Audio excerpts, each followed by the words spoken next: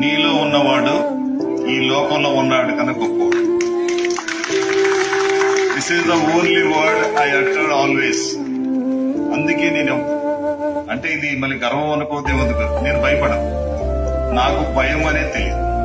I never fear about anything. జరిగేది జరుగుతుంది. Let it be go. I'm ready to face.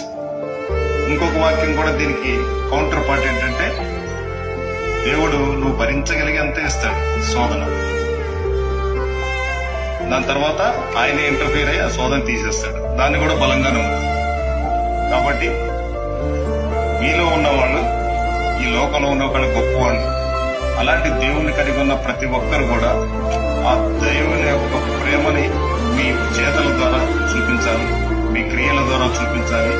మీరు ఒక ప్రత్యేకించబడిన వారిగా కనపడాలి.